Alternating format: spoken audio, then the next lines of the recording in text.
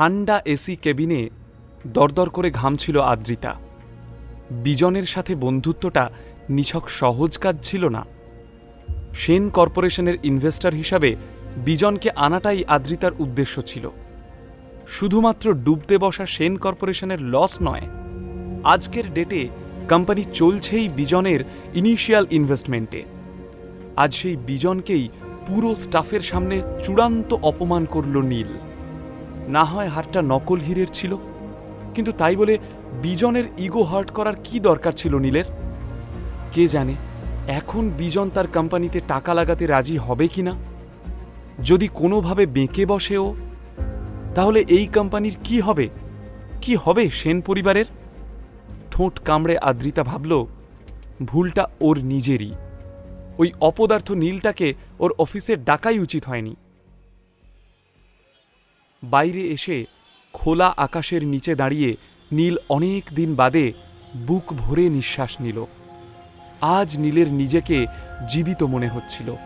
তখনই নীল দেখে ফোনের স্ক্রিনে ওর দাদু শশাঙ্কবাবুর নাম ভেসে উঠেছে। মিস্টার রায়চৌধুরী, আমি এইমাত্র আপনাকে কল করতে যাচ্ছিলাম। বাহ, তাহলে বুড়ো দাদুটার কথা মাঝে মধ্যেই মনে পড়ে তোর? আমার কথা পরে বলছি, আগে আপনি আপনার দরকারটা বলুন। কেন? দরকার ছাড়া কি আমি আমার দাদু ভাইকে ফোন করতে পারি না? আপনি এবং আমরা দুজনেই শুধুমাত্র দরকারের সম্পর্কে বাঁধা। তাই দরকার ছাড়া আমরা কেউ কাউকে ফোন করি না, সেটা না বললেও বোঝা যায়। তাই বলে ফেলুন কি দরকার। তোর জন্য একটা সুখবর আছে। সামনের মাসের 1 তারিখে রয় চৌধুরী গ্রুপ অফ ইন্ডাস্ট্রিজের সিইও হিসাবে তোর জয়েনিং। তবে তার আগে তোকে একজনের সাথে একটু দেখা করে নিতে হবে। আমি তোকে ভেন্যু আর টাইমটা এক্ষুনি হোয়াটসঅ্যাপ করছি। আমি আপনার একটা ডিমান্ড মেনে নিলাম, তবে তার পরিবর্তে আপনাকে আমার ঠিক 2টো ডিমান্ড মানতে হবে। আমার ফার্স্ট ডিমান্ড, আমাদের যে লিমিটেড কালেকশন ডায়মন্ড নেকলেস আছে তার একটা আমার বলা অ্যাড্রেসে আজ বিকালের মধ্যে পৌঁছে দিতে হবে। আর সেকেন্ড ডিমান্ডটা আমি আপনাকে হোয়াটসঅ্যাপ করে দিচ্ছি। নীল, এটা কিন্তু ডিমান্ড নয়, টর্চার হয়ে যাচ্ছে। কি অদ্ভুত ব্যাপার না?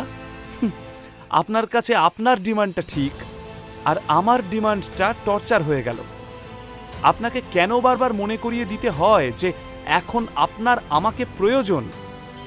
এখনো কোম্পানির সিইও হোসনি তুই, তার আগেই কোটি টাকার গিফটের আবদার।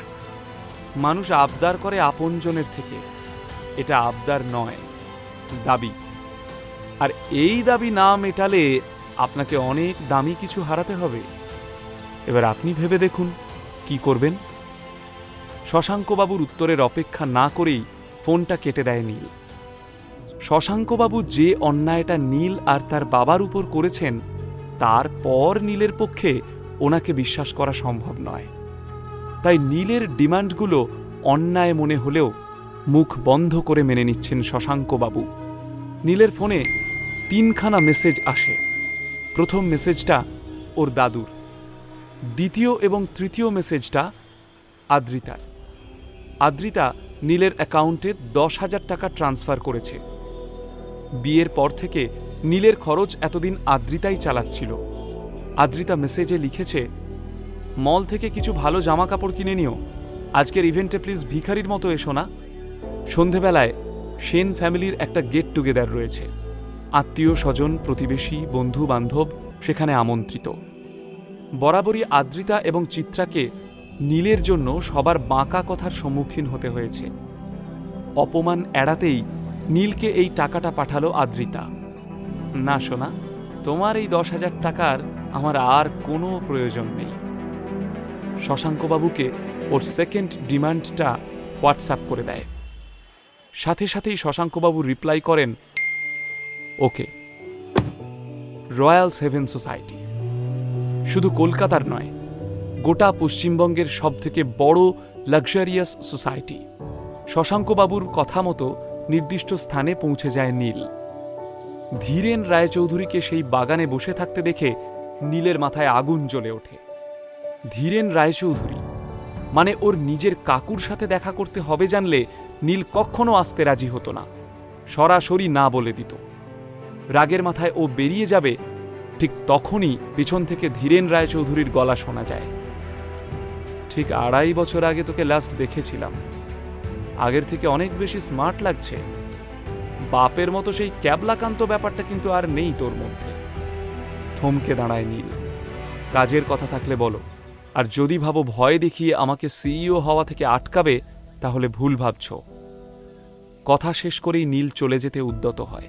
তখনই দুজন বিশাল চেহারার সিকিউরিটি গার্ড এসে নীলের পথ আটকে দাঁড়ায়।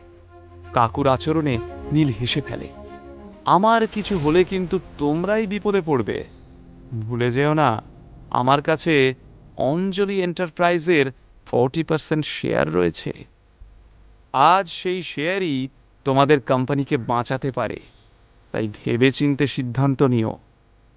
রয় চৌধুরী গ্রুপ ইস্টার্ন ইন্ডিয়ার সব থেকে বড় কোম্পানি। 4 বছর আগে এই কোম্পানিটি দেশের প্রথম 10টি কোম্পানির মধ্যে থাকত। দেশের ছোট বড় সব কোম্পানি রয় চৌধুরী গ্রুপের সাথে কাজ করতে চাইত। তখন এই রয় চৌধুরী গ্রুপের সিইও ছিলেন নীলের বাবা, হীরেন রায়চৌধুরী। ব্যবসার কলকাঠি ছিল তার নখদর্পণে। হীরেন ভীষণ ভালো মার্কেট প্রেডিক্ট করতে পারতেন, আর সেই জন্যই আগে ভাগেই অঞ্জলি এন্টারপ্রাইজের 40% শেয়ার তিনি কিনে রাখেন। কারণ উনি বুঝে গিয়েছিলেন ভবিষ্যতে এই শেয়ারের দাম হতে চলেছে আকাশ ছোঁয়া। তবে এই খবরটা শশাঙ্কবাবু এবং ধীরেন রায়চৌধুরীর কানে আসতেই ওনারা প্রচণ্ড অশান্তি শুরু করে দেন। ফলস্বরূপ হীরেন রায়চৌধুরীকে কোম্পানির সিইও পজিশন থেকে সরে দাঁড়াতে হয়। কোম্পানির নতুন সিইওর আসনে বসেন ধীরেন রায়চৌধুরী। কিন্তু 2.5 বছরের মধ্যে কোম্পানি ডুবিয়ে দিয়ে ধীরেনবাবু প্রমাণ করে দিয়েছেন যে তার দ্বারা আর যাই হোক বিজনেসটা হবে না। অঞ্জলি এন্টারপ্রাইজের শেয়ারের জন্য নীল এখন বিপুল সম্পদ এবং প্রতিপত্তির অধিকারী, আর এই পাওয়ারফুল নীলকেই এখন রায়চৌধুরীদের দরকার। কিন্তু নীল যে আগে ভাগেই সব রিসার্চ করে এসেছে তা ধীরেনবাবু আঁচ করতে পারেন। বিরক্তির সাথে নিজের 2 গার্ডকে সরে দাঁড়াতে ইশারা করলেন। ওরা সরে যেতেই কনফিডেন্সের সাথে রয়্যালস হেভেন সোসাইটি থেকে বেরিয়ে পড়ল নীল। প্রিন্স আনোয়ার শাহ রোডে এসে দাঁড়াতেই নীল দেখে ফোনে একটা মেসেজ এসেছে। আরে কোথায় তুই, কখন আসবি, লেট করিস না কিন্তু। মেসেজ করেছে নীলের এক কলেজ লাইফের ফ্রেন্ড। আজ দুপুরে শহরের এক বিখ্যাত 5 স্টার হোটেলে নীলের কলেজ রিইউনিয়ন রয়েছে। নীলের স্কুল এবং কলেজের জীবনটা একদম অন্যরকম ছিল, ভীষণ মজা আর রহস্যে মোড়া। আসলে ওর বাবার কঠোর নির্দেশ ছিল নিজের প্রকৃত পরিচয় না জানিয়ে একটা খুব সাধারণ জীবনযাপন করার। বাবার কঠিন হুকুমে নীল স্কুল কলেজে ভীষণ লো প্রোফাইল মেনটেন করত। ওর বন্ধুরা আজও নীলের প্রকৃত পরিচয় জানে না। গ্র্যাজুয়েশনের পর এই প্রথমবার নীল ওর বন্ধুদের সাথে দেখা করবে। ভাবতে ভাবতে ওর ঠোঁটের কোণায় হাসি ফুটে ওঠে, চোখ চকচক করতে থাকে। আহা, কি সব দিন ছিল! সেখানে না ছিল ভবিষ্যতের চিন্তা, আর না অতীতের কোনো বোঝা। নীল এসব আকাশকুসুম ভাবছিল, কিন্তু হঠাৎই ওর একজনের কথা মনে পড়ে গেল। এ বাবা, যদি এখানে সোহিনীর সাথে দেখা হয়ে যায়! কে এই সোহিনী? নীলের সাথে ওর কি সম্পর্ক? তাহলে কি নীল আদ্রিতার জীবনে নতুন কোনো টুইস্ট আসতে চলেছে? নিচের ইনস্টল বাটনে ক্লিক করুন এবং পকেট এফএম ডাউনলোড করুন। লিঙ্কটি রয়েছে ডেসক্রিপশনে।